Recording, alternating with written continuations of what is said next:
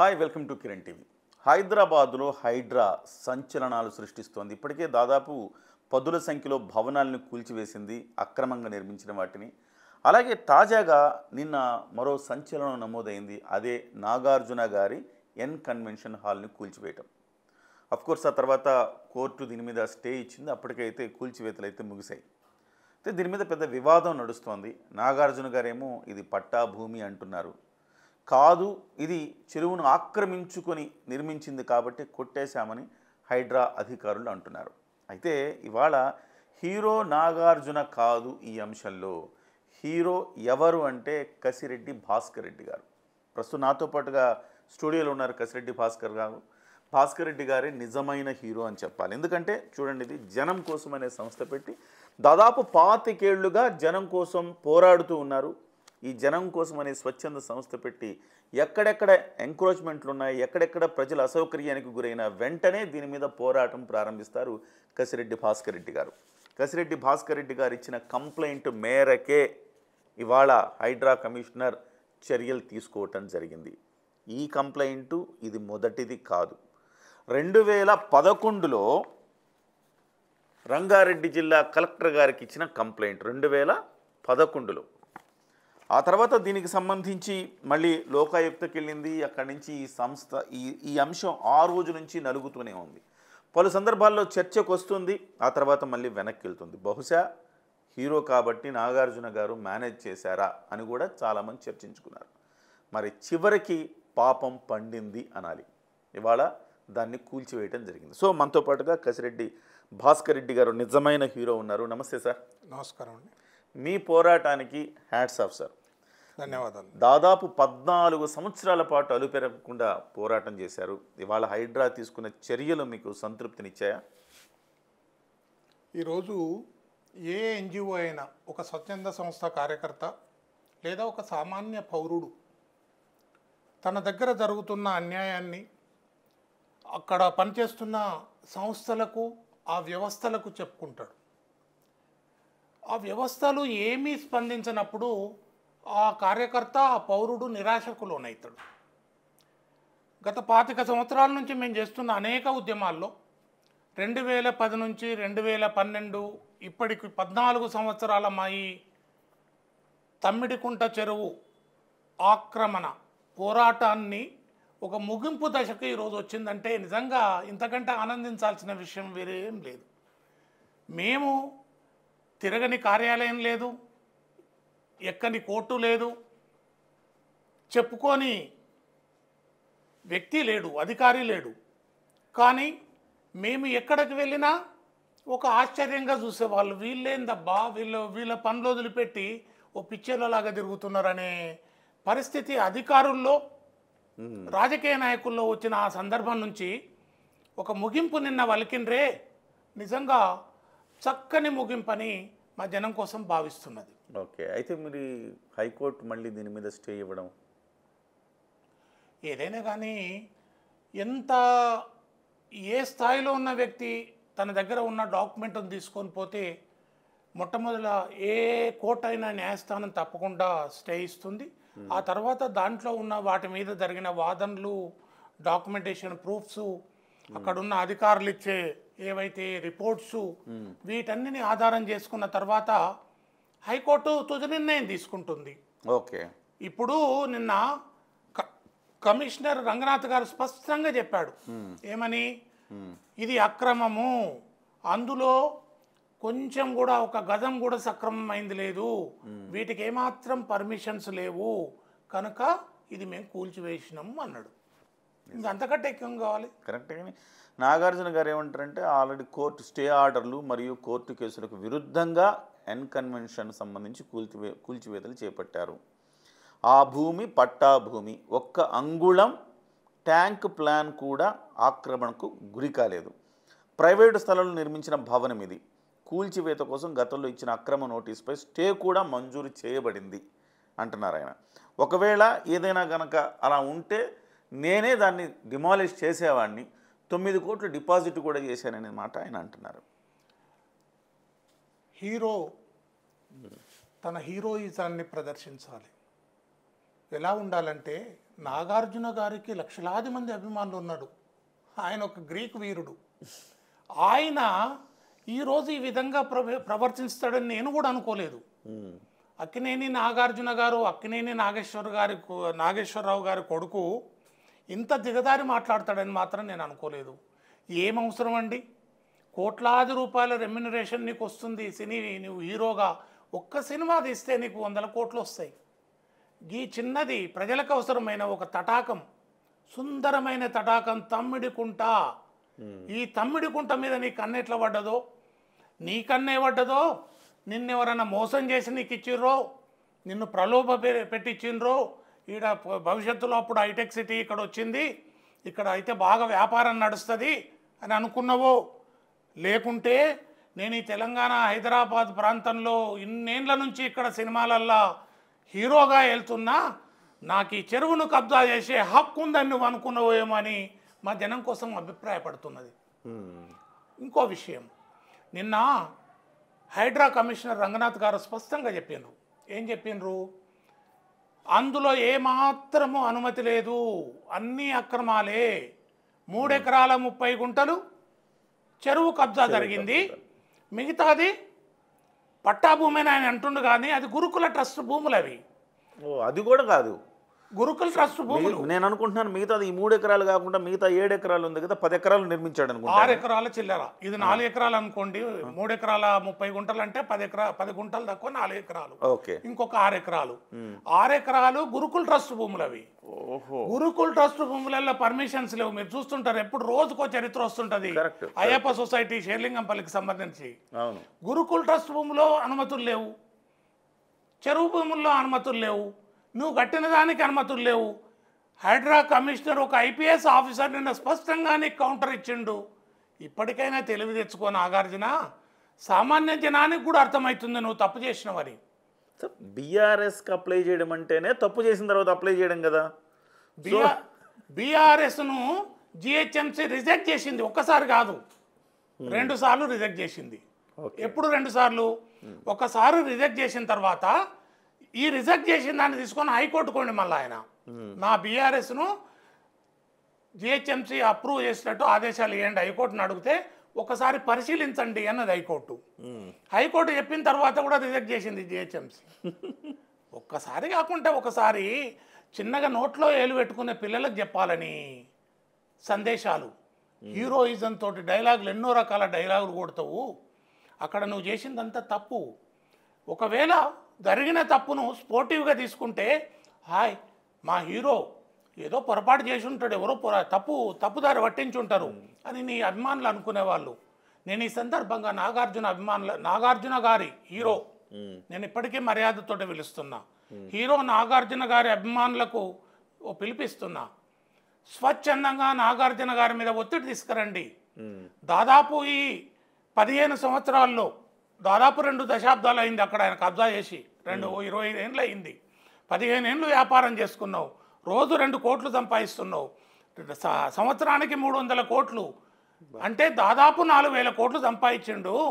ఒక 100 కోట్లు 200 కోట్లు పెట్టి ఎక్కడైతే తప్పు జరిగిందో ఆ తప్పును సరిదిద్దుకోండి, చెంపలేసుకోండి, ఆ చెరువు దగ్గరకు వచ్చి చెంపలేసుకోండి. తమ్మిడికుంటను నాగార్జున సంపాదించిన సంపాదన వసూలు చేసి హైడ్రా కమిషనర్కు నేను విజ్ఞప్తి చేస్తున్నా, తమ్మిడి చెరువు పునరుద్ధరించండి, దాన్ని పూర్తి స్థాయిలో సుందర తటాకాన్ని చేయండి, దాన్ని పునరుద్ధరించిన తర్వాత అక్కడ మంచి నీళ్ళు ఉండేటట్టు చేయండి, అక్కడ కావాలంటే నాగార్జున గారి తండ్రి విగ్రహం పెట్టండి, ఆ ఖర్చు మొత్తం నాగార్జున గారి దగ్గర తీసుకొని ఆ చెరువును అభివృద్ధి చేయాలని జనం కోసం డిమాండ్ చేస్తున్నది. సూపర్ డిమాండ్ సార్, ఇది నిజంగా కూడా ఆయనకు బాధ్యత ఉంది. మీరు అన్నట్టు 4,000 కోట్లు సంపాదించడం అంటే అక్రమంగా కట్టిన దాంట్లో ఆయనది కాని దాంట్లో కట్టిన దాంట్లో ఆయన 1,000 కోట్లు సంపాదించడం అంటే ఆ మాత్రం చేయలేకపోతే ఉపయోగం లేదు. ఒక్క చక్కని మనసున్న భార్యను చేసుకున్నావు నువ్వు. అమల గారు ఏం పని చేస్తున్నారు? బ్లూ క్రాస్ పేరు మీద వారికి ఒక జీవ వైద్యానికి సంబంధించిన జీవాలను ప్రేమతోటి పిల్లలను చూసుకున్నట్టు చూసుకుంటుంది ఆమె. మరి ఇక్కడ ఇంత చెరువు, ఇంత ఏమంటారు వాతావరణాన్ని పూర్తి స్థాయిలో పాడు చేసేదే కదా ఇది. అవును. హైదరాబాద్ నగరాన్ని, హైటెక్ సిటీ ప్రాంతాన్ని ఒక మంచి వాతావరణం ఉంచాలంటే తమ్మిడికుంట బతకాలి కదా. బతకాలి. మరి ఈ తమ్మిడికుంట చెరువులో ఉన్న ఇన్కన్వెన్షన్ కాడికి అక్కినేని అమల గారు ఎప్పుడు రాలేదా? ఎప్పుడన్నా వచ్చి ఉంటుంది కదా, ఒకసారి కాకుండా ఒకసారి. ఆఖరికి వచ్చి ఇట్లా వచ్చి బయట ఉండి ఆ ఫంక్షన్లు జరుగుతానో లేకపోతే ఒట్టిగా ఉన్నప్పుడు ఒకసారి వచ్చి చూద్దాం అనేది ఎట్లుందో చూస్తే ఆ నీళ్ళు ఆడ మురికి నీళ్ళు నీకు ఎట్లా కనిపిస్తున్నాయమ్మా? ఒక్కసారి కాకుండా ఒకసారి చెవులు పట్టి బుద్ధి చెప్పు నాగార్జునకు. నేను అక్కినేని అమల గారికి పిలిపిస్తున్నా. ఆమె ఒక సామాజిక స్పృహ ఉన్న కార్యకర్త, మంచి గృహిణి, కొంచెం మంచి భావాలతో ఉన్నది. ఏదన్నా రోడ్డు మీద ఒక మూగజీవం ఏదన్నా బాధపడుతుంటే తట్టుకోలేని మనం ఉన్న ఒక 30 ఎకరాల చెరువును పూర్తి స్థాయిలో కబ్జా అవుతుంటే నీ పక్కకు నీ ఒడిలో కబ్జా అవుతుంటే ఎలా చూస్తున్నావు? నీ భర్తనే చేస్తుండే ఇంత దారుణం. అందుకని అక్కినేని అమల గారు నాగార్జునకు కొద్ది సత్ప్రవర్తన కలిగే విధంగా మంచి బుద్ధి నేర్పాలని సందర్భంగా జనం కోసం కోరుతున్నది. 2-3 సార్లు సర్వేలు జరిగాయి. అసలుకి దీని చెరువు పరిధిని నిర్వచించడానికి రకరకాల అభిప్రాయాలు ఉన్నాయి. నిజంగా కూడా కొన్ని సర్వేల నివేదికల్లో చెరువు అంత లేదు అని కొంతమంది, లేదు ఉందని కొంతమంది, ఈ వివాదాలు కూడా ఉన్నాయి అంటున్నారు కదండి. ఇప్పుడు 2013లో మా ఆర్టీఐ మేము పెట్టిన ఆర్టీఐలోనే ఒకటే సంవత్సరం 2013లో షేర్లింగంపల్లి తహసీల్దార్ కార్యాలయం మేమిచ్చిన ఫిర్యాదులో ఆ సర్వే రిపోర్ట్లు ఉన్నాయి. FTL రిపోర్ట్స్ అంటారు. FTL మ్యాప్స్ ఏవైతున్నాయో ఆ FTL మ్యాప్లలో ఒక మ్యాప్లోనేమో 29 ఎకరాల 24 గుంటలు తమ్మిడి చెరువు విస్తీర్ణం అని ఉంది. ఒక దాంట్లోనేమో 21 ఎకరాలని ఉంది. అదే మరి ఈ అధికారులను ఎవరు ప్రలోభ పెట్టినరు? ఏ లాబీ పనిచేసింది? ఎంత అవినీతికి పాల్పడ్డాడు ఈ హీరో? లేదా ఏ అధికారంలో అప్పుడు రూలింగ్లో ఉన్నవాళ్ళు, 2013లో రూలింగ్లో ఉన్నవాళ్ళు ఏ విధమైన లాలూచిపడి నీకు ఈ విధంగా ఇచ్చిర్రు 21 ఎకరాలని? మళ్ళీ అదే అధికారులు 29 ఎకరాలు 24 గుంటలని ఇచ్చిర్రు. 2 రిపోర్ట్లు ఉన్నాయి కదా. ఖచ్చితంగా అక్కినేని నాగార్జున చేసిన తప్పుడు పని. ఆయన హీరో కాదు, దాన్ని చూస్తుంటే ఆయన జీరో. ఎందుకంటున్న ఈ విషయం అంటే, ఒక చెరువును భ్రష్టు పట్టించుకోవడానికి, ఒక చెరువులోని యొక్క అవినీతి వ్యాపారాన్ని చేయడం కోసం చెరువును తక్కువ చేసి చూపించడం అనేదే అక్కడనే అవినీతి కనిపిస్తుంది. అంటే ఆ సందర్భంలో ఆ విధంగా చేసిన అధికారులను వెంటనే చర్యలు తీసుకోవాలని జనం కోసం డిమాండ్ చేస్తుంది. ఈ 2 రిపోర్ట్లే కాకుండా మాకు లోకాయుక్త కేసులో ఇది 21 ఎకరాలకు సంబంధించి, అది 21 ఎకరాలకు సంబంధించి, 29 ఎకరాలు ఇది అధికారులను ప్రలోభ పెట్టి చేయించింది. ఇది రిపోర్ట్ సింపుల్. అది సింపుల్. 2 ఉన్నాయి. ఎందుకంటే అక్కడ తప్పు జరిగింది చూపించడం కోసం 2 అక్కడ పెట్టడం జరిగింది. ఇది 29 ఎకరాల 24 గుంటలు. ఇది ఫైనల్ రిపోర్ట్. చూడండి, అందులో ప్రభుత్వ భూమి 2 ఉంటాయి. అందులో 22 ఎకరాల 2 గుంటలు ప్రభుత్వ భూమే ఉంది. అవును. 22 ఎకరాల సిక్కం ప్రభుత్వం గవర్నమెంట్ ల్యాండ్ అని ఉంది అందులో. అవును, గవర్నమెంట్ ల్యాండ్. 20 ఎకరాల 7 గుంటలు ఒకటి, తర్వాత 1 ఎకరా 35 గుంటలు ఒకటి గవర్నమెంట్ ల్యాండ్ కింద. దాన్ని బట్టి 22 ఎకరాల 2 గుంటలు ఏమొస్తున్నది. మరి ప్రభుత్వ భూమి 22 ఎకరాల పైగా ఉంది. ఎంత అవినీతికి పాల్పడి, ఎంత ప్రలోభపడి దాన్ని 21 ఎకరాలు చేసిరు.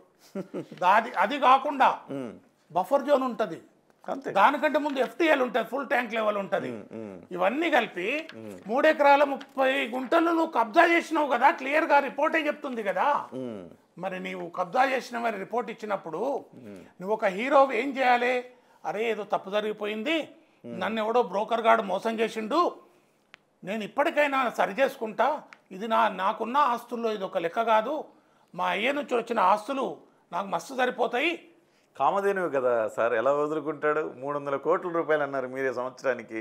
ఏమి చేయకుండా సరదాగా ఆడబడేస్తే 300 కోట్ల సంవత్సరానికి వస్తుంటే. కిరణ్ గారు సార్, అందులో ఒక ఫంక్షన్ జరుగుతాయి, మీరు ఇంత రేటు ఎప్పుడు విని ఉండరు. 1600 వెజిటేరియన్ భోజనం, 1800 నాన్ వెజిటేరియన్ భోజనం. మళ్ళీ పార్కింగ్ కూడా అక్కడ డబ్బులు తీసుకుంటారు. ఫంక్షన్కి వచ్చిన వాళ్ళు పార్కింగ్ కూడా ఆ ఫంక్షన్ చేసే యజమానే కడతాడు. ఫంక్షన్ ఎవరైతే చేసుకుంటారో వాళ్ళు యజమాని కడతారు. అంటే ఈ మధ్య ఒక సామాజిక వేత్తలు వేసిన లెక్కల ప్రకారం 1.5 నుంచి 2 కోట్లు 360 రోజుల్లో 200 ఫంక్షన్లు జరిగినా కానీ సంవత్సరానికి 300 కోట్లు సంపాదిస్తున్నాడు. ఆ దాని మీద 14 సంవత్సరాలకు ఎంత అవుతుంది? దాదాపు 4,000 కోట్లు, 3,500 నుంచి 4,000 కోట్లు సంపాదించుంటాడు. ఆ సంపాదించిన దాంట్లో ఒక 500 కోట్లు తమ్ముడి చెరువు పెట్టి నీ పాప ప్రక్షాళన చేసుకుంటే సరిపోతుంది కదా. తప్పైందని చెంపలేసుకోవాలా? వరుసగా 2013 నుంచి కథనాలు, మన కసిరెడ్డి గారి పోరాటంతో వరుసగా పేపర్లలో కథనాలు. కూలుస్తారని ఒకసారి, కూల్చారని ఒకసారి, మళ్ళీ స్టే తెచ్చుకోవడం ఒకసారి, మళ్ళీ ఆపడం ఒకసారి, ఇట్లా గ్రీకు వీరుడు చిక్కుల్లో నాగ్, ఇవన్నీ కూడా సారు సేకరించి పెట్టారు. ఇది ఇప్పుడు 2014లో వచ్చింది. నాగార్జున కన్వెన్షన్కు కష్టాలు, ఆక్రమిత భూముల్లోనే సెంటర్ నిర్మాణాలు, అధికారుల సర్వేలో తేలిన నిజాలు, కూల్చేందుకు రంగం సిద్ధం. ఇట్లాంటివి అనేకం 2011 నుంచి ఇది అనేకం జనం కోసం నుంచి కసిరెడ్డి భాస్కర్ రెడ్డి గారి పోరాటంతో వచ్చినవి. మీకు ఇంకొక విషయం చెప్తాను నేను. 2013లో ఈ సర్వేలు జరుగుతున్న లోకాయుక్త కేసు పబ్లిష్ అయిన సందర్భంలో అక్కినేని నాగార్జున గారు ఇచ్చిన స్టేట్మెంట్ ఇది. దక్కన్ క్రానికల్లో వచ్చింది. I welcome this case. I welcome this case. ఏ సంవత్సరం? 2013 ఏప్రిల్లో. I will fully cooperate with the officials. ఏం కోఆపరేట్ చేసినవా హీరో? కోఆపరేట్ చేయకపోగా అటు కోర్టును తప్పుదారి పట్టించి, ఇటు అధికారులను తప్పుదారి పట్టించి 30 ఎకరాలు, 29 ఎకరాలు, 24 గుంటలు ఉన్న చెరువును 21 ఎకరాలు చేసుకున్నావు. సిగ్గుపడు నాగార్జున. ఇంత పెద్ద మాట అనాల్సి వస్తుంది నిన్ను. కడుపు తరుక్కుపోతుంది. ఒక చెరువును ఒక సామాన్యునికి చదువు రానోడే ఈరోజు చెరువు ఉంటే బాగుంటుంది అనుకుంటాడు.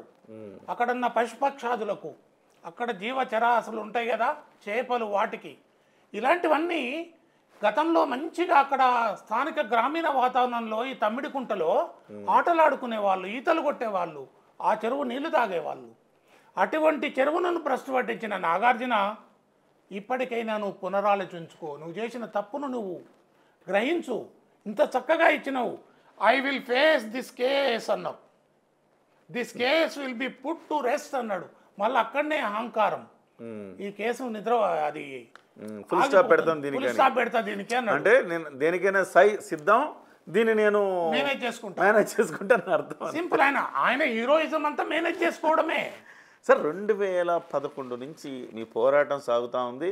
కానీ ఎందుకు సార్ ఇన్ని సంవత్సరాలు గుడ్డి కంటే మెల్లమేలు అనుకోవాలి మనం, ఎందుకంటే ఇప్పటికైనా చర్యలు తీసుకున్నారు కాబట్టి. కానీ ఈ దశాబ్ద కాలం పాటు చర్యలు తీసుకోకపోవటం వల్ల ఈ ప్రభుత్వ భూమిని ఆక్రమించుకొని 1,000 కోట్ల రూపాయలు సంపాదించుకునే అవకాశం ఎవరు ఇచ్చారు? ప్రభుత్వాలే ఇచ్చినట్టే కదా లెక్క. ఆ పాపం ప్రభుత్వాలదే కదా. రాజకీయ నాయకునికి స్వార్థం ఉంటుంది. ఎన్నికలు వస్తే ఎట్లా గెలవాలి, ఎట్లా ఖర్చు పెట్టాలి, ఎక్కడి నుంచి డబ్బులు వస్తాయి? అడ్డమైన పనులు చేసి ఇలాంటి కబ్జాలు చేసిన వాళ్ళ దగ్గరనే చందాలు తీసుకోవడం. 100 కోట్లు ఈరోజు వచ్చిన ప్రభుత్వాన్ని తన గుప్పిట్లో పెట్టుకో. మీరు ఒకటి గమనించండి, నువ్వు కొత్తగా వచ్చిన ప్రభుత్వం ముఖ్యమంత్రిని కలుస్తాడు అక్కినేని నాగార్జున ఎప్పుడైనా కానీ, గమనించండి. ఆయన కలవకపోయేసరికి 2014లో టీఆర్ఎస్ ప్రభుత్వం ఎన్ కన్వెన్షన్ మీద పోయింది. ఓహో, ఎన్ కన్వెన్షన్ మీద పోయి కూల్చివేతల కోసం పోయింది. కూల్చివేతల కోసం పోతే వెంటనే నాగార్జున ఏం చేసిండు? హైకోర్టుకు పోయిండు. హైకోర్టుకు పోతే హైకోర్టు మీరెందుకు అక్కడ పోయిండ్రు అని అంటే, లోకాయుక్త ఆదేశాలు ఇచ్చింది, లోకాయుక్త ఇచ్చిన ఆదేశాల ప్రకారం మేము సర్వే చేస్తున్నాము అని చెప్పింది ప్రభుత్వం. ప్రభుత్వం సర్వే చెప్పిన తర్వాత కోర్టులో పోయి ఈయన ఉంటాడు కదా గవర్నమెంట్, ఏమంటారు ఆయనను? పబ్లిక్ ప్రాసిక్యూటర్ అనుకోండి, గవర్నమెంట్ నుంచి అడ్వకేట్ జనరల్ ఏమన్నాడు? ఇంకా దాన్ని పూర్తి స్థాయిలో మేము నోటీస్ ఇచ్చి సర్వే చేస్తాము, ఇప్పుడు దాని గురించి ఏం లేదు అనే కోర్టులో అంటే, న్యాయస్థానం ఆ కేసును అక్కడితో క్లోజ్ చేసింది. ఏమని క్లోజ్ చేసింది న్యాయస్థానం? చట్ట ప్రకారం మీరు వ్యవహరించండి అన్నది. చట్ట ప్రకారం వ్యవహరించమంటే నువ్వు యాక్షన్ తీసుకోవద్దని కాదు కదా. ఏ న్యాయస్థానమైనా ఆ అధికారికి, ఆ ప్రభుత్వానికి చట్ట ప్రకారం చర్యలు తీసుకోమంటది. వీళ్ళు చట్ట ప్రకారం చర్యలు తీసుకోలే. కవితమ్మ వచ్చి కల్వకుంట్ల కవిత తెలుసు కదా, ఎవరామె? కేసీఆర్ గారు తనయ్య. లిక్కర్ కేసులో ఢిల్లీ జైల్లో ఉన్నది చూడండి. ఆమె ఏం చేసింది తెలుసా? ఆ టైంలో 2013 తర్వాత 14లో ఎన్ కన్వెన్షన్లో వస్త్ర ప్రదర్శనకు రిబ్బన్ కట్ చేసింది వచ్చి కల్వకుంట్ల కవిత. అప్పటి వరకు నాగార్జున ఎంత వాడు కబ్జా చేసి, ఇట్లనే ఇదే భాష ఎవరిది, హరీష్ రావుది.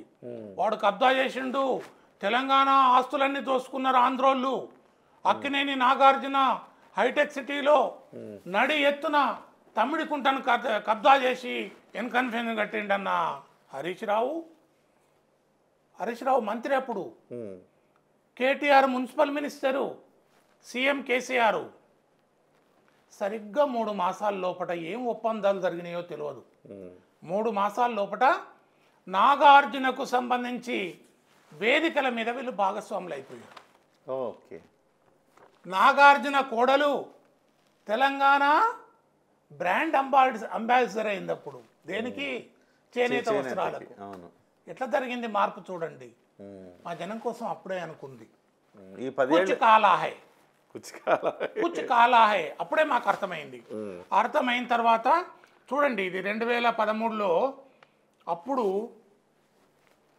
టీ మీడియా తెలుసు కదా, తెలంగాణ మీడియా, వాళ్ళు రాసిన ఎన్ కన్వెన్షన్పై విచారణ చేపట్టండి. అప్పుడు లోకాయుక్త ఇచ్చిన ఆదేశాలు, చిక్కుల్లో తమ్మిడి చెరువు, సినీ హీరో నాగార్జున గుప్పిట్లో తమ్మిడి చెరువు 2013లోనే వచ్చినాయి ఈ స్టోరీలన్నీ. అవును. ఆ సందర్భంలో మన గ్రీకు వీరుడు నాగార్జున గారు చక్రం తిప్పి తెలంగాణ ప్రభుత్వాన్ని తన గుప్పిట్లో పెట్టుకొని తన కోడలను తెలంగాణ చేనేత వస్త్రాలకు బ్రాండ్ అంబాసిడర్గా కేటీఆర్ సమక్షంలో మనం ఫోటోలు కూడా చూసినాం. అప్పుడు ఫోటోలు కూడా చూపినాం. మనము అర్థమైపోతుంది సామాన్య మనిషి. ఎన్జిఓ ద్వారా మేము అనేక రోజుల నుంచి, అనేక ఏళ్ళ నుంచి కొట్లాడుతున్నాం, మాకెందుకు అర్థం కాదు, సామాన్య జనాలకే అర్థమవుతుంది. కుచ్ కాలా హై. రాజశేఖర్ రెడ్డి పీరియడ్ నుంచి మేము కొట్లాడుతూ వస్తుంటే కేసీఆర్ పీరియడ్లో ఎన్ కన్వెన్షన్ యొక్క కథ ఆ విధంగా ముగిసి ఒకే వేదిక మీదకి అందరు హీరోలు ఒక దగ్గర అయిపోయారు. ఆ బంధం 10 ఏళ్ల పాటు నిర్విఘ్నంగా కొనసాగింది. నిర్విఘ్నంగా 10 ఏళ్ల పాటు ఒక 3-4 వేల కోట్లు ఎన్ కన్వెన్షన్లో అక్కినేని నాగార్జున గారు టీఆర్ఎస్ సహకారంతో ఎన్ని ముడుపులు ఇచ్చుకున్నాడో ఏమి ఇచ్చుకున్నాడో తెలియదు. కానీ ఇంత కఠినంగా ఎందుకు మాట్లాడాల్సి వస్తుందంటే, హైదరాబాదులో ఉన్న వాతావరణాన్ని, సుందరమైన చెరువులను తెలంగాణ ప్రభుత్వం ఏదైతే హామీ ఇచ్చిందో ఎన్నికల్లో గొరుసుకట్టు చెరువులను కాపాడతామని చెప్పి తెలంగాణ ప్రభుత్వము, నాగార్జున వీళ్ళందరూ కలిసి ఈ తమ్మిడి చెరువును బలి తీసుకున్నారు. బాధాకరమైంది, చాలా బాధాకరమైంది.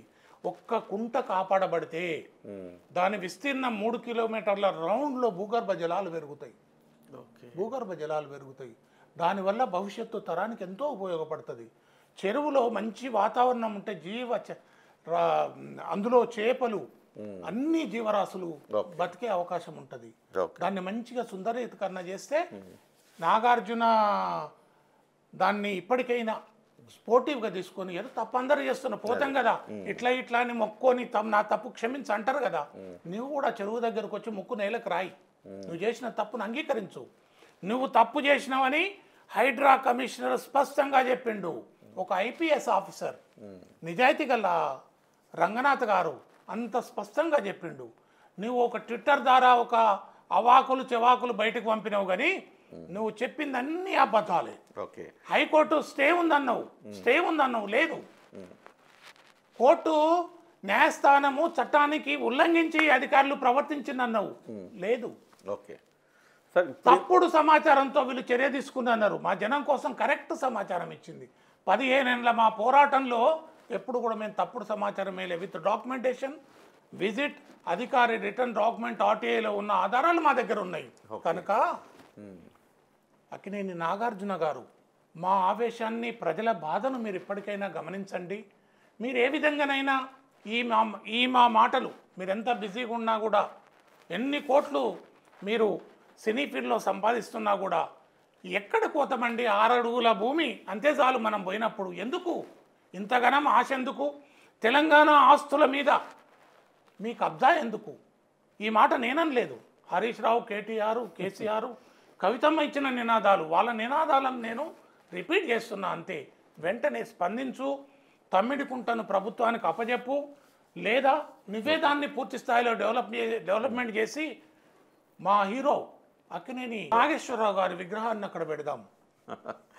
సార్ ఇప్పుడు జరగబోయేది ఏంటి? ఇప్పుడు స్టే ఇచ్చిన తర్వాత మళ్ళీ దాంట్లో బిల్డింగ్ కట్టుకోవచ్చా?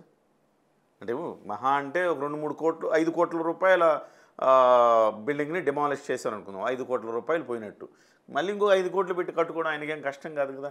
ఈ స్టే ఇట్లానే ఉండి ఇంకొక 5 ఏళ్ళు ఉండిందనుకో, మళ్ళీ 5 ఏళ్లలో మళ్ళీ సంపాదించుకుంటారు కదా ఆయన. యథాతథ స్థితి అన్నది కోర్టు. అంటే కట్టడానికి లేదు, ఎట్లయితే ఉందో అట్లా స్థితి ఉన్నది. హైడ్రాకు చెప్పింది. హైడ్రా ఇప్పుడు ఏం చేస్తుందంటే తన లీగల్ టీం తోటి యథాతథ స్థితి ఎందుకు ఉండొద్దు, అక్కడ ఆ చెరువులో జరిగిన అవకతవకలేంది, నాగార్జున మిమ్మల్ని ఎట్లా తప్పుదారి పట్టించిండ్రు అని చెప్పి న్యాయమూర్తుల దృష్టికి తీసుకుపోయి ఆ స్టేటస్ కోను వెకేట్ చేయించడం అనేది పెద్ద పని కాదు. ఎందుకంటే న్యాయస్థానాలే చెప్తున్నాయి ఏమనంటే చెరువులను కాపాడే బాధ్యత అధికారులది అంటున్నది. ఆ అధికారులు అక్కడ మంచి పని చేశారు, దాన్ని కోర్టు కూడా గుర్తిస్తుంది. హైకోర్టు, సుప్రీంకోర్టు మెమరబుల్ ఆర్డర్స్ ఉన్నాయి వీటి మీద. ఇరిగేషన్కు సంబంధించిన ఆర్డర్స్ ఉన్నాయి. చెరువులను ఎట్లా కాపాడాలా, నిర్దాక్షణ్యంగా చెరువుల్లో ఉన్న ఆక్రమణలను ఎంక్రోచ్మెంట్లను తీసేయమని సుప్రీంకోర్టు చెప్తున్నది. ఇక్కడ ఏ విధంగా కూడా అతనికి వెసులుబాటు వచ్చే అవకాశం లేదు. అయితే మీరు అనుకున్న లక్ష్యం నెరవేరాలంటే ప్రభుత్వం కూల్చివేతతో సరిపెడితే కాదు, మళ్ళీ దాన్నంతా క్లీన్ చేసి ఆ చెరువును మళ్ళీ పునరుద్ధరించినప్పుడే మీ లక్ష్యం నెరవేరుతుంది. కానీ ఎన్కన్వెన్షన్తో పాటు మిగతా కూడా ఉన్నాయి కదా సార్, చాలా చిన్న చిన్న ఇళ్ళు, బిల్డింగులు, అపార్ట్మెంట్లు అవి కూడా ఉన్నాయట కదా. ఇప్పుడు ఉన్న దాన్ని బట్టి ఇంకా దాంట్లో మేము ఆధారాలు ఇచ్చినాం. అక్కినేని నాగార్జున కంటే ఇంకా బయట ఎఫ్టీఏలు స్టోన్ ఉండేది, అప్పుడు మేము చూసినాం. ఆ స్టోన్ను డిమాలిష్ చేసి అక్కడ ఒక అపార్ట్మెంట్ కడుతుంటే 2011లో సిపిఎం వాళ్ళు ఇచ్చిన ఫిర్యాదు తోటి ఇక్కడ చాలామంది అక్కడ స్వచ్ఛందంగా దీని మీద పనిచేసే ఎన్జిఓస్ ఉన్నారు, పొలిటికల్ లీడర్స్, మంచి పొలిటికల్ లీడర్స్ ఉన్నారు, బ్యాడ్ పొలిటికల్ లీడర్స్ ఉన్నారు, వీళ్ళు మంచి వాళ్ళు కూడా ఉన్నారు. అందులో ఇచ్చిన ఫిర్యాదు మీద 2011లో ఒక వ్యక్తి మీద, ఒక బిల్డర్ మీద ఎంఆర్ఓ ఇచ్చిన ఫిర్యాదు తోటి మాదాపూర్ పోలీసులు కేసు చేసిన కూడా ఆధారం ఇచ్చినాం మేము. ఒక ఎన్కన్వెన్షన్ ఇంతవరకే 3 ఎకరాల వరకే లేదు, మొత్తం ఎన్కన్వెన్షన్ అవతలు కూడా మొత్తము ఎన్కన్వెన్షన్ కాకుండా చుట్టూతా కూడా కబ్జా అయ్యింది. 80 కట్టడాలు తేలినాయి అందులో. మరి అవన్నీ కొట్టేయాలి, వాటన్నిటికి కూడా నోటీసులు ఇష్యూ చేసిండ్రు. మరి హైడ్రా ఏం నిర్ణయం తీసుకుంటుంది, అక్కడ ఉన్న వాళ్ళకు మరి ఎట్లా?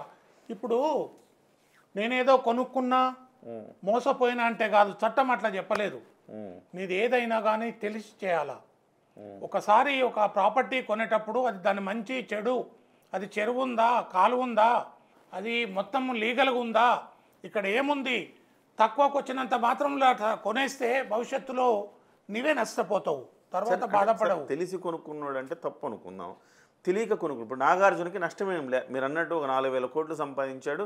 సో ఆ బిల్డింగ్ పోయినంత మాత్రాన, వదులుకున్నంత మాత్రం ఆయనకి నష్టం తరిగేదేం లేదు. కానీ చుట్టూతా ఉండే అపార్ట్మెంట్లో జీవితకాలం కష్టపడి ఒక 50 లక్షలు 60 లక్షలకు అపార్ట్మెంట్ ఫ్లాట్ కొనుక్కొని తెలియక అమాయకత్వంతో, సో అందరూ కొనుక్కుంటున్నారు కదా మనం కొనుక్కుందామని కొనుక్కున్న వాళ్ళు ఇప్పుడు బాధితులుగా మిగిలిపోతారు కదా, వాళ్ళకి ఏం న్యాయం చేయాలి? కిరణ్ గారు ఇక్కడ ఒకటి గమనించండి, ఏ ప్రభుత్వ శాఖ అయినా పర్మిషన్ ఇచ్చేటప్పుడు కండిషన్స్ అప్లై అని ఉంటుంది అందులో. ఏ పర్మిషన్ కూడా అథెంటిక్ కాదు, నువ్వు కరెక్ట్ చూసుకోవాల్సింది కొనుక్కునేవాడే చూసుకోవాలా. పర్మిషన్ ఇచ్చే అధికారి తప్పించుకునే అవకాశం ఉంటుంది పర్మిషన్లో. కండిషన్స్ అప్లై ఏమంటారు, నువ్వన్నీ కరెక్ట్ చూపిస్తున్నావా చూపిస్తలేవా అనేది కూడా కొనుక్కునేవాడిదే బాధ్యత, అప్లై చేసేవాడిదే బాధ్యత. ఒక బిల్డర్ మోసం చేస్తుండు అనుకున్నప్పుడు అక్కడ కట్టిన బిల్డర్ను బాధ్యుని చేస్తే ప్రభుత్వం కొన్ని నిర్ణయాలు తీసుకోవాలి. ఇందులో సామాన్యుడు సందర్భంలో ఆ బిల్డర్తోనే ఇప్పించాలి నష్టపరిహారం. దానికి ఆ సామాన్యునికి 25 లక్షలు అతను ఖర్చు పెట్టుకుంటే అట్లీస్ట్ 20 లక్షలు అతనికి కాంపెన్సేషన్ వచ్చేటట్టు ఆ బిల్డర్లతోటి, అవసరమైతే చట్టాన్ని ఉపయోగించాలి. అంతే. చట్టాన్ని దండాన్ని ఉపయోగించి బిల్డర్ను కూర్చుండబెట్టి ఇగో ఇది చేసింది నువ్వు తప్పు కనుక నీకు వీళ్ళకు అమ్మిన వాడిని కట్టిన వాడిని బాధ్యుల్ని చేసి వాళ్ళ ద్వారా పరిహారం ఇప్పించాలి. పరిహారం ఇప్పించాలి. అవసరమైతే ప్రభుత్వం కూడా ఒక చెరువు కాపాడంలో 100 కోట్లు తీస్తే అది కూడా ప్రజల డబ్బే కాబట్టి కొంత కాంపెన్సేషన్ ప్రభుత్వం కూడా ఇవ్వచ్చు. దాంట్లో ఏం తప్పులేదు. ఇప్పుడే రేవంత్ రెడ్డి గారు ఒక కీలకమైన ప్రకటన చేశారు. చెరువులను ఆక్రమించిన వారిని వదలం, ఎంత ఒత్తిడి ఉన్నా వెనక్కు తగ్గం, అక్రమ నిర్మాణాలు కూలుస్తాం, కబ్జాదారులు ప్రభుత్వాన్ని ప్రభావితం చేసే స్థాయి ఉండొచ్చు, చెరువుల కోసం వారి భరతం పడతామని చెప్పేసి ఆయన ప్రభావం చేసే స్థాయి ఉండొచ్చు అన్నారు. కబ్జాదారులు ప్రభుత్వాన్ని ప్రభావితం చేసే స్థాయిలో ఉండొచ్చు అంటే అంత పెద్దవాళ్ళు కూడా అయి ఉండొచ్చు, నాగార్జున లాంటి వాళ్ళు అయి ఉండొచ్చు, కానీ వదలమని అదే ఇండైరెక్ట్ గా ఆయన అదే ఉంటే ఉండొచ్చు గాక మేము కాంప్రమైజ్ కాము అని చెప్పారు. ఇక్కడ నాయకుడిని అభినందించాలా, నాయకుడిని కాదు పాలకుడిని అభినందించాలి. ఒక మంచి నిర్ణయం తీసుకున్నాడు. గ్రేట్. నేను ఈ మాట ముఖ్యమంత్రి గారిని అనొచ్చో అనకూడదో కానీ పొట్టోడైనా గట్టోడే అందుకనే ఊకే అన్నారు కదా, సామెత ఉట్టికి రాలేదు. చక్కని మంచి ఉద్దేశం ఉన్న వ్యక్తి ముఖ్యమంత్రి. దాని ఆ ప్రకటన బట్టి తెలుస్తుంది. నిన్న కూడా అన్నారు, ఏదో పేపర్లో ఒక దగ్గర రాసిర్రు, నాగార్జున ఫోన్ చేసిండంట ముఖ్యమంత్రికి, ముఖ్యమంత్రి అందుబాటులోకి రాలేదంట అని వార్తలు కూడా వచ్చినాయి.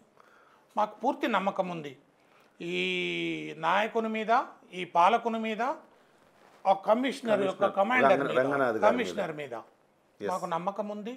జనం కోసం పూర్తిగా విశ్వసిస్తుంది. భవిష్యత్తులో మరిన్ని మంచి పనులు జరిగే విధంగా మేము ఈ హైడ్రాకు సహకరిస్తూ మేము 25 సంవత్సరాల నుంచి పడ్డ కష్టాన్ని నిన్న తీసుకున్న ఏదైతే హైడ్రా కమిషనర్ తీసుకున్న దాంతో కొంత ఇంకొక 25 సంవత్సరాలు శాంతి, ఇంకో 25 సంవత్సరాలు అన్ని విషయాల మీద పోరాడడానికి శక్తినిచ్చింది మీకు. చాలా శక్తినిచ్చిండ్రు. ఒకటే కాదు ఇంత సుదీర్ఘ పోరాటం చేసారు కదా మీ జనం కోసం.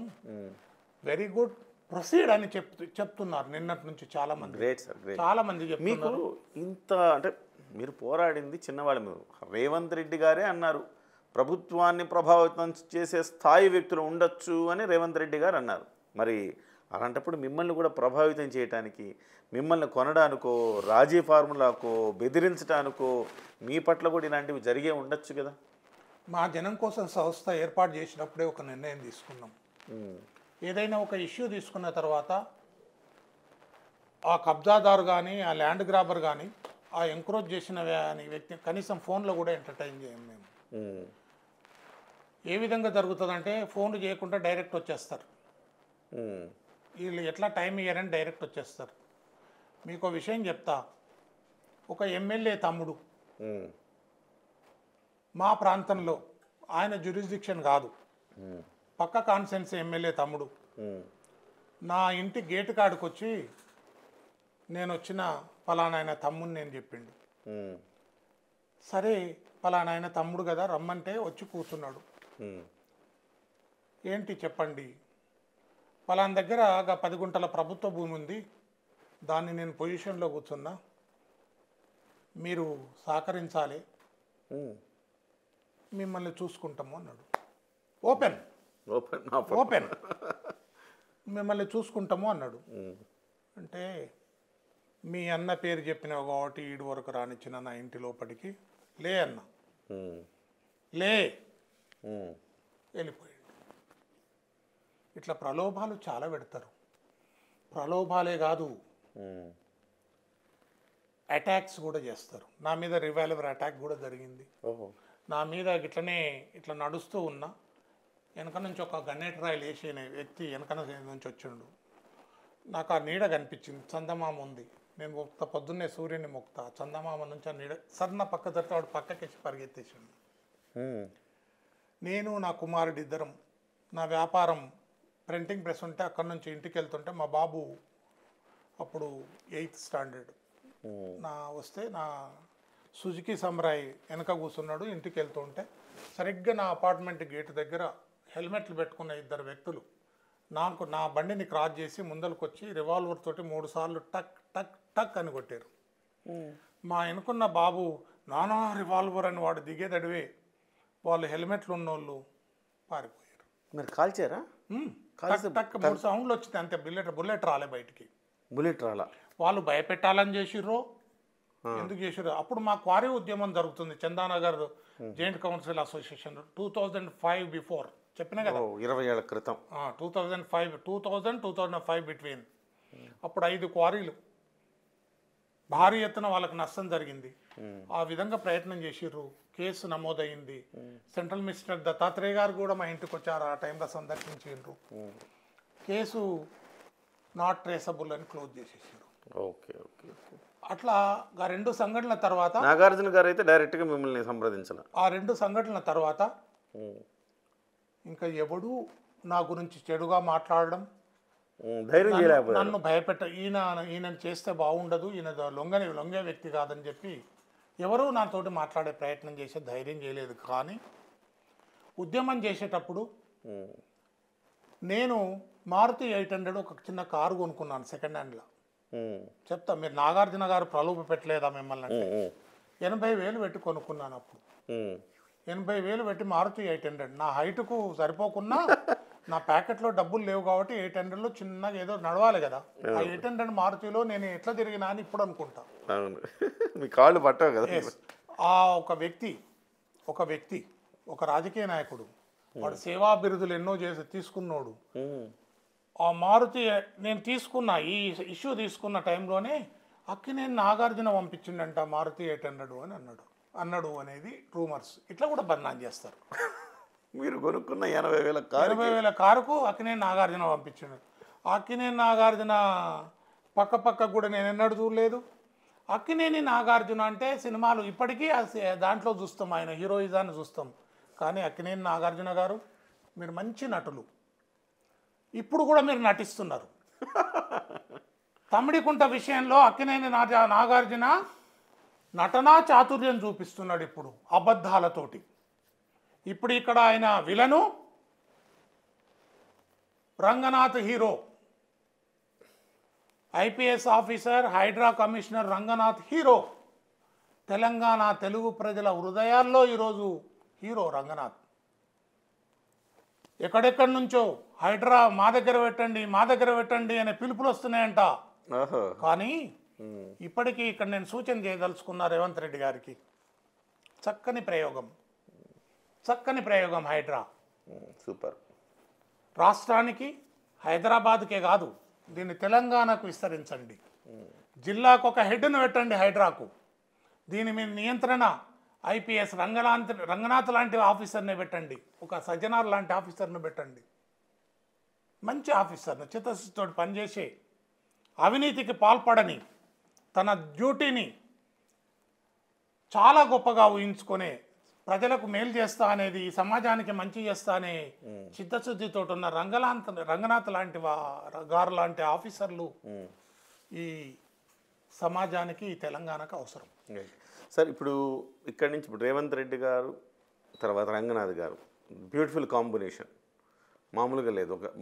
ఒక రకంగా చెప్పాలంటే యుద్ధ పేరు మోగిస్తున్నారు అనుకోవాలి ఈ అక్రమార్కుల మీద. ఇది నెక్స్ట్ అనురాగ్ యూనివర్సిటీ అంటున్నారు, లేకపోతే జన్వాడ మన కేటీఆర్ ఫామ్ హౌస్ అంటున్నారు. సో ఇవన్నిటి మీద ఇందులో ఒకటి ఉండొచ్చు. సరే, కేటీఆర్ బీఆర్ఎస్ వాళ్ళ మీద చర్యలు తీసుకోవచ్చు, కానీ ఇందులో కాంగ్రెస్ వాళ్ళు కూడా ఉంటారుగా, వాళ్ళను కూడా శిక్షిస్తారా? వాళ్ళవి కూడా చేయగలుగుతారా? ఇది నిజమో కాదో తెలియదు, కానీ ఆల్రెడీ రూమర్స్ వచ్చినాయి. ఎంఐఎం వాళ్ళను మొదలుకొట్టిరు. వాళ్ళు ఎమ్మెల్యే ఏదో అడ్డం పడితే తీసుకుపోయి ఎక్కడో వేసిరు రోజంతా. అక్కడ చిత్తశుద్ధి కనిపిస్తుంది కదా. ఆ తర్వాత మనోడు ఉన్నాడు కదా, దానం గ్రీకు వీరు లాంటి ఇంకో గ్రీకు వీరుడు నాగేందర్, తెలంగాణ ఉద్యమకారులను లాఠీలు తీసుకొని పరిగెత్తించిన దానం నాగేందర్ను నోరు మూపించిండ్రా లేదా? లోకల్ నాన్ లోకల్ ఏంది భయ్?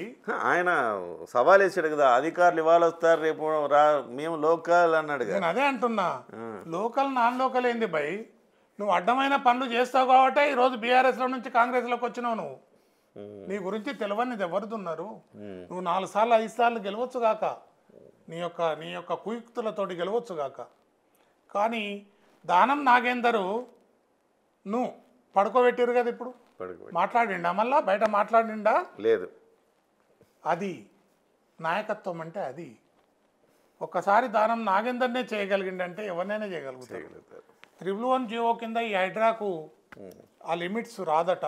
ఓహో. ప్రభుత్వం అది కూడా తీసుకొని చాలా వస్తాయి. 111 జీవోలో ఉన్న అది ఎవడైనా కానీ రాజకీయ నాయకుడు అంటేనే దరిద్రుడు, దొంగ, దగులుబాజిగాడు. అంటే అందులో ఒక 5% మంచోళ్ళు కూడా ఉంటారు, అందరిని అంటలేను నేను. చెరువులను నాశనం చేసిన వాడు దగులుబాజిగాడు, చెరువుల్లో ఇండ్లు కట్టుకున్నవాడు దగులుబాజిగాడు, చెరువులతోటి వ్యాపారం చేసిన వాడు పరమ దరిద్రుడు. అలాంటి వాళ్ళే మొదలు కూలగొట్టాలి. మొట్టమొదలు ఆ పెద్దవాళ్ళ నుంచి వరుస పెట్టి చేసుకురావాలి. ఇది రాజకీయంగా రేవంత్ రెడ్డికి కొంచెం ఇబ్బందికరమైన పరిస్థితి తీసుకొచ్చే అవకాశం కూడా ఉంది. ఇప్పుడు ఈయన తీసుకున్న నిర్ణయం ఇవన్నీ ఆలోచన లేకుండా తీసుకున్నాడని మాత్రం మనం అనుకోవాల్సిన అవసరం లేదు. ఎటువంటి విషయాన్నైనా సాల్వ్ చేసుకునే శక్తి ఆయన దగ్గర ఉన్నదనిపిస్తుంది. ఎందుకంటే వచ్చిన సంవత్సరంన్నరలో అధ్యక్షుడు అయిండు, ముఖ్యమంత్రి అయిండు. ఎవరు ఊహించలా, ఎవరూ ఊహించలేదు.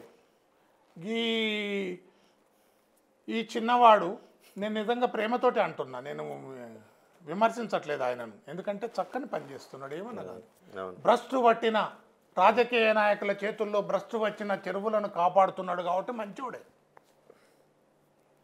నీతులు చెప్పే, సిద్ధాంతాలు చెప్పే రాజకీయ పార్టీలు, దరిద్రపు నాయకులు, ఈరోజు ఏదో విమర్శలు చేసే నాయకులు ఒక్కసారి పునరాలోచించుకోవాలి. చెరువులు పోతే భవిష్యత్తు తరానికి నష్టం జరుగుతుంది. మన పిల్లలు వాళ్ళ బావు కోసమైనా ఈరోజు కొన్ని కఠిన నిర్ణయాలు తీసుకోవాలా.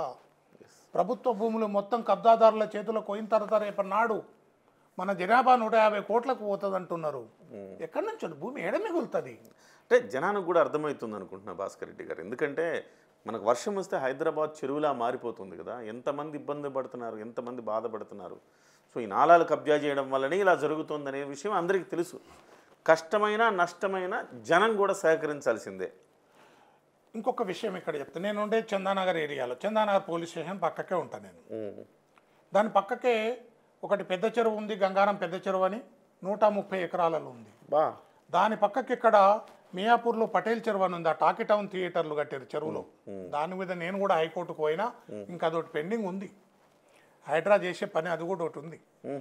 అయితే నాలా మీద 5 అంతస్తుల హోటల్ కట్టి ఉంది. ఇప్పుడు నాలా మీద, నిలువే నాలా మీద హైకోర్టు ఇచ్చింది నా కేసులో ఆర్డర్, కానీ ఎవడు చర్యలు తీసుకోలేదు. రాబోతుంది, అది కూడా రాబోతుంది త్వరలో.